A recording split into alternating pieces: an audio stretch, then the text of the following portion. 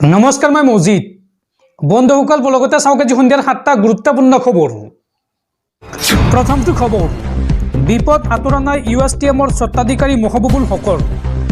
কাৰাগাৰতে পুনৰ গ্ৰেপ্তাৰ কৰা হ'ল USTMৰ আচাৰ্য মহবুবুল হকক। শ্ৰীভূমি কাৰাগাৰৰ পৰা ঢেকিয়াজুলি আৰক্ষীয়ে ল'লে জিম্মাত। বিপদ আঁতৰা নাই মহবুবুল হকৰ। কাৰাগাৰতে পুনৰবাৰ গ্ৰেপ্তাৰ কৰা হ'ল USTMৰ আচাৰ্য মহবুবুল হকক। ঢেকিয়াজুলি আৰক্ষীয়ে গ্ৰেপ্তাৰ কৰিলে মহবুবুল হকক। শ্ৰীভূমিৰ পৰা ঢেকিয়াজুলিলৈ লৈ যোৱা হৈছে মহবুবুল হকক। মুছেদ আলী নামৰ এগৰাকী ব্যক্তিয়ে গোচৰ দিছিল মহবুবুল হকৰ বিৰুদ্ধে, আৰু এতিয়া ঢেকিয়াজুলি আৰক্ষীয়েও জেৰা চলাব মহবুবুল হকক। উল্লেখযোগ্য যে পৰীক্ষাৰ নামত বেমেজালি কৰাৰ অভিযোগ আছে মহবুবুল হকৰ বিৰুদ্ধে। পৰৱৰ্তী খবৰ, হিন্দু মুছলমানৰ মাজত মাটি ক্ৰয় বিক্ৰয়ৰ সিদ্ধান্তক লৈ এইবাৰ আক্ৰমণাত্মক ৰূপত বিধায়ক অখিল গগৈ। অখিল গগৈয়ে এই সন্দৰ্ভত কয় যে অসমৰ মুখ্যমন্ত্ৰীজনে যি কাম কৰে সকলো কামতে হিন্দু মুছলমান বিচাৰে। হিন্দুৰ মাটি মুছলমানে কিনিব নোৱাৰা কোনো আইন ভাৰতত উত্থাপন নহয়। এই মন্তব্য বিধায়ক অখিল গগৈ। হিন্দু মুছলমানৰ মাজত মাটি ক্ৰয় বিক্ৰয়ৰ সিদ্ধান্তক লৈ এইবাৰ আক্ৰমণাত্মক ৰূপত অখিল গগৈ। অখিল গগৈয়ে এই সন্দৰ্ভত কয় যে অসমৰ মুখ্যমন্ত্ৰীজনে যি কাম কৰে সকলো কামতে হিন্দু মুছলমান বিচাৰে। হিন্দুৰ মাটি মুছলমানে কিনিব নোৱাৰা কোনো আইন ভাৰতত উত্থাপন নহয়। চৰকাৰে লোৱা এনে সিদ্ধান্ত কাৰ্যকৰী কৰাটো অসম্ভৱ। হিন্দু মুছলমানৰ মাজত সংঘাত লগাব বিচাৰিছে মুখ্যমন্ত্ৰীয়ে। নিৰ্বাচনৰ আগত প্ৰতিবাৰে হিন্দু মুছলমানৰ ৰাজনীতি কৰে বিজেপিয়ে। এই মন্তব্য বিধায়ক অখিল গগৈৰ। উল্লেখযোগ্য যে হিন্দু মুছলমানৰ মাজত মাটি ক্ৰয় বিক্ৰয়ক লৈ সিদ্ধান্ত লোৱা হৈছিল বাজেটত, আৰু এই সিদ্ধান্ত অনুসৰি হিন্দু মুছলমানৰ মাজত মাটি কিনা বেচা কৰিলে ল'ব লাগিব মুখ্যমন্ত্ৰীৰ অনুমতি। আৰু তাৰ পিছতে মুখ্যমন্ত্ৰী তথা বিজেপি চৰকাৰক খুৰদাৰ সমালোচনা কৰিছে অখিল গগৈয়ে। পৰৱৰ্তী খবৰ, ৰাজ্যত পুনৰ ভয়ংকৰ হত্যাকাণ্ড। এইবাৰ উচ্চতৰ মাধ্যমিকৰ চূড়ান্ত বৰ্ষৰ এইগৰাকী ছাত্ৰক হত্যা কৰি পুতি থলে পথাৰৰ মাজত। নলবাৰীৰ মোকালমোৱাত সংঘটিত হৈছে এই চাঞ্চল্যকৰ হত্যাকাণ্ড। হাজোত নিৰুদ্দিষ্ট ছাত্ৰৰ মৃতদেহ উদ্ধাৰ। নলবাৰীৰ মোকালমোৱাৰ চুঙৰবৰীত উদ্ধাৰ হৈছে বৰ্ণিৰ নুৰজাফৰ আলী ওৰফে চিন্তুৰ মৃতদেহ। ছাদ্দাম হুছেইন নামৰ এজন লোকে হত্যা কৰি পুতি থোৱাৰ অভিযোগ, আৰু উত্তেজিত ৰাইজে জ্বলাই দিলে অভিযুক্ত ছাদ্দাম হুছেইনৰ বাসগৃহ। অভিযুক্ত ছাদ্দাম হুছেইনৰ স্বীকাৰোক্তিৰ ভিত্তিত উদ্ধাৰ কৰা হৈছে এই মৃতদেহটো। সম্প্ৰতি আৰক্ষীৰ জালত অভিযুক্ত ছাদ্দাম হুছেইন। উল্লেখযোগ্য যে বিগত 2 মাৰ্চৰ পৰা সন্ধানহীন হৈ আছিল এই ছাত্ৰজন, আৰু উচ্চতৰ মাধ্যমিকৰ চূড়ান্ত বৰ্ষৰ পৰীক্ষাত অৱতীৰ্ণ হৈছিল এই ছাত্ৰজন। শেষৰটো পৰীক্ষা দিয়াৰ পূৰ্বে নিৰুদ্দিষ্ট হৈছিল নুৰজাফৰ, আৰু ঘটনাৰ পাছতে বৰ্ণিত উত্তপ্ত পৰিস্থিতিৰ সৃষ্টি হয়, আৰু ঘটনাস্থলীত উপস্থিত হৈছে আৰক্ষী আৰু অগ্নি নিৰ্বাপক বাহিনীৰ গাড়ী। দৰ্শকসকল, আৰু বহুতো গুৰুত্বপূৰ্ণ খবৰ আছে। তাৰ আগতে আপোনাক জনাওঁ যে যদি আপুনি এতিয়ালৈকে এইটো ভিডিঅ'ত লাইক কৰা নাই তেন্তে এতিয়াই ভিডিঅ'টোত লাইক কৰি দিয়ক, আৰু এনেকুৱা ধৰণৰ ভিডিঅ'সমূহ নিতৌ চাবলৈ চেনেলটো ছাবস্ক্ৰাইব কৰি কাষত থকা বেল আইকনটো প্ৰেছ কৰি ৰাখক। পৰৱৰ্তী খবৰ, সমাগত ৰঙৰ উৎসৱ হোলী, আৰু হোলীক লৈ এইবাৰ ডাঙৰ সিদ্ধান্ত গ্ৰহণ কৰিছে বিজেপি চৰকাৰে। বিজেপি চৰকাৰে তিৰপালেৰে ঢাকি দিলে 60টাকৈ মছজিদ। সাম্প্ৰদায়িক সম্প্ৰীতি বিনষ্টৰ আশংকাত মছজিদ ঢাকি দিয়াৰ সিদ্ধান্ত বিজেপি চৰকাৰৰ। মছজিদত যাতে হোলীৰ ৰঙৰ দাগ নপৰে তাৰ বাবে এই সিদ্ধান্ত লোৱা হৈছে। বিজেপি চৰকাৰে এইবাৰ তিৰপালেৰে ঢাকি দিলে 60টাকৈ মছজিদ। সাম্প্ৰদায়িক সম্প্ৰীতি বিনষ্টৰ আশংকাত মছজিদ ঢাকি দিয়াৰ সিদ্ধান্ত। মছজিদত যাতে হোলীৰ ৰঙৰ দাগ নপৰে তাৰ বাবে এই সিদ্ধান্ত লোৱা হৈছে। মছজিদে মোতায়েন কৰা হৈছে আৰক্ষীৰ বিশেষ বাহিনী।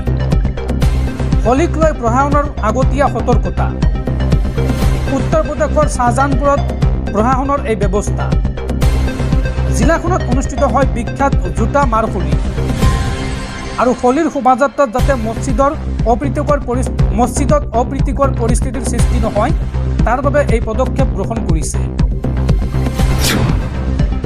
পৰৱৰ্তী খবৰ, চৰকাৰৰ বিৰুদ্ধে আন্দোলন কৰি চাকৰি হেৰুৱালে কেইবাজনো পলিটেকনিকৰ প্ৰবক্তাই।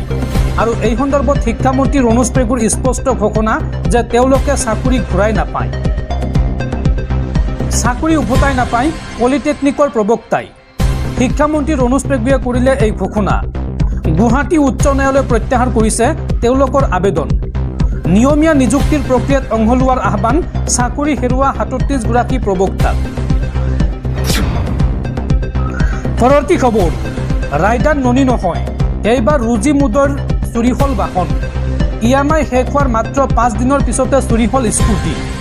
গুৱাহাটীৰ আমবাৰী নবীনবৰা পথৰ পৰা স্কুটি চুৰি ৰুজি মুদৈ নামৰ যুৱতীগৰাকীৰ। আৰু এই যুৱতীগৰাকীৰ স্কুটিখন লৈ গ'ল চোৰে। পিতৃহীনা ৰুজিৰ উপাৰ্জনৰ একমাত্ৰ আহিলা আছিল এই স্কুটিখন। আৰক্ষীয়ে এতিয়াও উদ্ধাৰ কৰিব পৰা নাই স্কুটিখন। আৰু এই সন্দৰ্ভত যুৱতীগৰাকীৰ সামাজিক মাধ্যমত কাটৰ আহ্বান মুখ্যমন্ত্ৰী হিমন্ত বিশ্ব শৰ্মা আৰু অসম আৰক্ষীৰ DGP-লৈ। অতি সোনকালে স্কুটিখন উদ্ধাৰ কৰি দিবলৈ কাটৰ আহ্বান জনাইছে এই যুৱতীগৰাকীয়ে।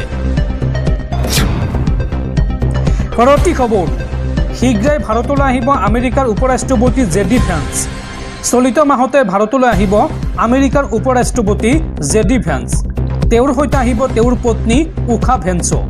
আৰু এই ভ্ৰমণৰ সময়ত দুয়ো দেশৰ শুল্ক নীতিক লৈ পুনৰ আলোচনাৰ সম্ভাৱনা।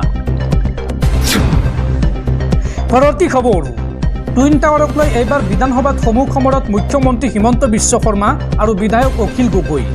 বিধায়ক অখিল গগৈয়ে এই সন্দৰ্ভত মুখ্যমন্ত্ৰীক কয় যে তৰুণ গগৈয়ে বনোৱা বিল্ডিংটোকে আপুনি টুইন টাৱাৰ বুলি কয়। দুনিয়াৰ মিছা কথা কৈ ফুৰিছে আপুনি।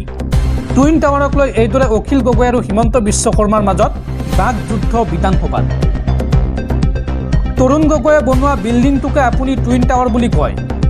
মুখ্যমন্ত্ৰীক উদ্দেশ্যি এই মন্তব্য অখিল গগৈৰ। অখিল গগৈয়ে লগতে কয় যে দুনিয়াৰ মিছা কথা কৈ ফুৰিছে আপুনি। টুইন টাৱাৰক লৈ অখিল আৰু হিমন্ত বিশ্ব শৰ্মাৰ মাজত এই বাক যুদ্ধ। আপোনাৰ লগত টুইন টাৱাৰ চাবলৈ গ'লে মোৰ লগত ঘৰত কাজিয়া লাগিব। অখিল গগৈক উদ্দেশ্যি এই মন্তব্য কৰে মুখ্যমন্ত্ৰীয়ে। কিয়নো মুখ্যমন্ত্ৰীক কৈছিল আপুনি মোক লগত গৈ দেখাওক টুইন টাৱাৰ।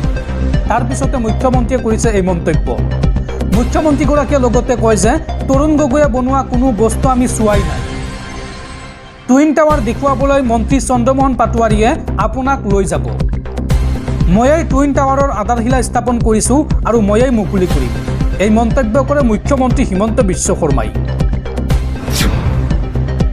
পৰৱৰ্তী খবৰ, দেশৰ প্ৰধানমন্ত্ৰী নৰেন্দ্ৰ মোদী ক'ত?